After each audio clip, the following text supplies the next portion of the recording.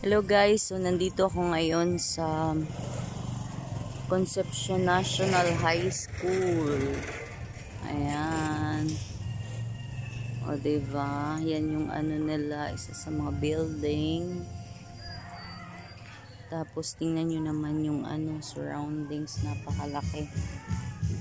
Ayan, napakalaki. Tapos ito yung kanilang cover court. Ayan, oh, sobrang laki din. Ayan siya. Tapos, ayun, tinawag ako ng friend ko, nag-ambon daw. So, dito lang ako sa gilid na magbibideo kasi nga umaambon. So, ang ganda, diba? Yan pa. Dito yata yung canteen nila, if I'm not mistaken. Dyan yata yun, pero I don't know. Under renovation siguro. Tapos, yan yata yung mga faculty room dyan. Wala, mayroon palang ano dito. Starlink ang gamit pala nila. Wow. Ayun, maambo na talaga.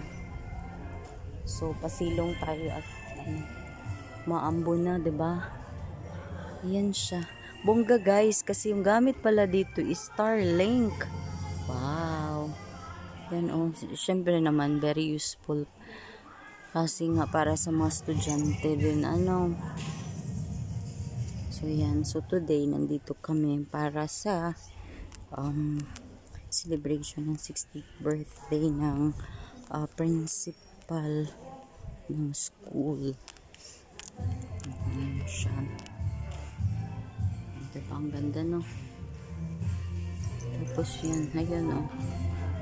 Ito yung look ng cover court. Ayan, ang ganda, no? Ayan, may uwak. Dito sa Sibale, guys, yung uwak is very normal na lang na makita. Minsan nga lumalapit sa'yo na ano lang, wala lang. Ayun, may isa pang uwak. Ganyan ka ano, ano yun, yung nasanay na sa mga tao yung mga uwak ba. So, ito yung cover court, oh, diba? Ang ganda. Sobrang ganda talaga. Ayun. So, yan. Gaganapin yung 60th birthday ni Kuya Mike. Kapatid siya ng, ano, ng papa ng pinsan ko or asawa ng auntie ko. Ang ganda, no? Kita nyo yan. May ano dito.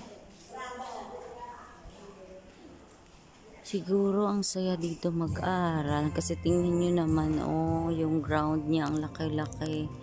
O, diba? Pwedeng dito mag-aral ng ano, mag-ano dyan, mag-exercise yung physical education. Ay, napakaganda dito i-held. May activities. Napakalaki ng ground. Tapos surrounded pa siya ng mga punong kahoy. Tas yung ano yata, dagat na pala yan. Yung nasa likod ng mga bakawan na yan ay dagat na. So dyan dinadala ng lolo ko before yung kapatid ko at saka yung pinsan ko. Galing doon sa Quebrada. Tingnan nyo ha, i-zoom natin. Dito lang tayo sa gilid kasi nga umuulan. So yan yung ano, yung rooms. Ayun siya, yan.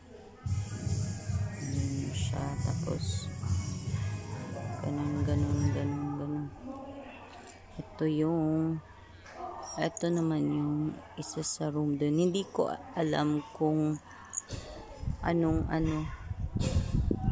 section yan or sa anong year. So ito.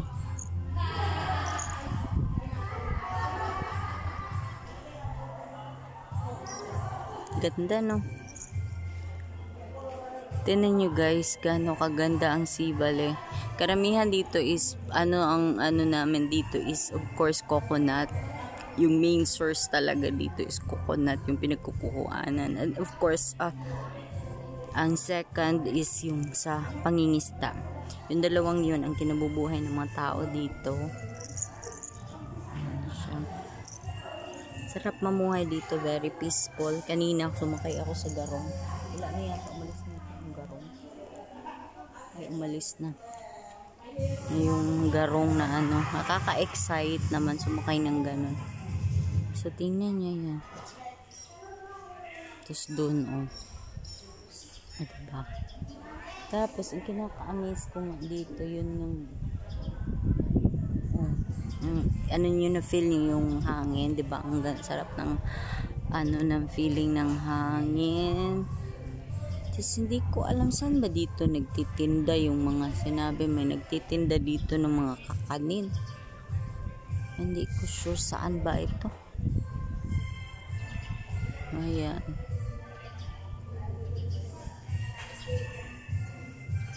Diba? Ang ganda. Tapos meron pang aso, oh, brown. Actually, ang mga aso dito ang gaganda. Parang ano na sila ba na mix breed. So, yan. May parang garden din sila dun sa gilid. Maganda. Maganda dito siguro mag-teach, no? Pero yun nga, never naman kasing umano sa isipan kong maging teacher. My goodness, parang hindi talaga bagay sa akin. Iba yung plan ni Lord for me. Pero, hindi ko nga alam. Hindi naman natin masabi yung mga plan ni Lord, no? Pero yun nga, swerte yung mga teacher dito kasi napaka-peaceful ng lugar. At saka, tingnan nyo naman, oh, diba? May ano din dito, may guard dito. Tapos may, aywan, baka doon yung, yung maliit na yun, baka doon yung, home economics na nila, na pwedeng tulugan yata ng mga, yung mga, teacher or administrator na galing ng Romblon. Kasi dito sila nag-i-stay. So, yan. O, diba? Ang ganda. Pero in-imagine niyo na lang na kayo dito, lalaro ng, yun nga, yung football. Pero hindi kasi masyadong football dito or soccer dito sa Sibali or even sa Pilipinas. So, I'm not sure what activities yung inaano nila dito. Ayun, but for sure may ginagawa ditong mga school activities. So yun,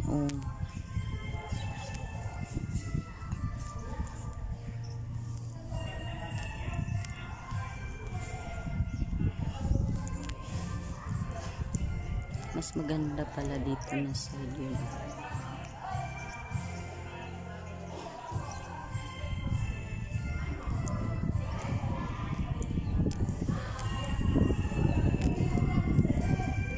Ganda na.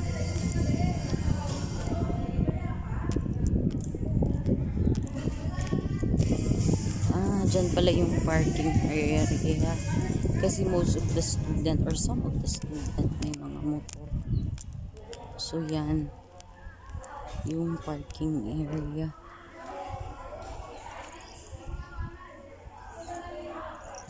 Ano ba tong dito? Ganda, no?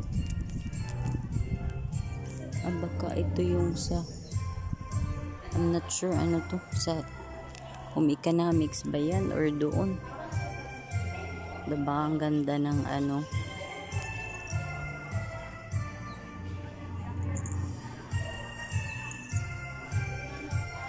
yung mga student nandun pa. Ang ganda ng mga uniform nila. Hindi ka mapipressure dito magturo, no?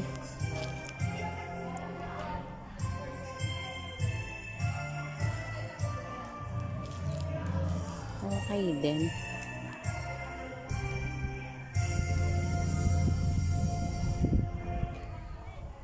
Yan, i-zoom nga natin para makita nyo. So yan yung diba? Yan yung yung mga rooms.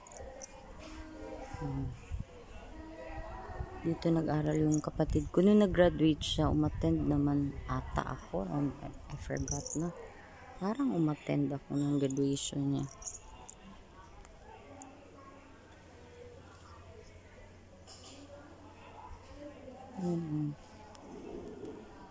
Diba, ang laki.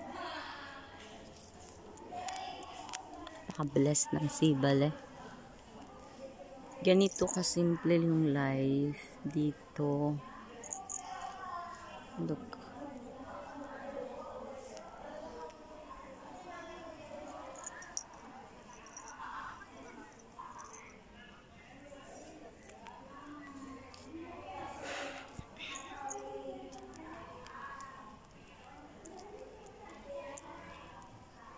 Ayan o.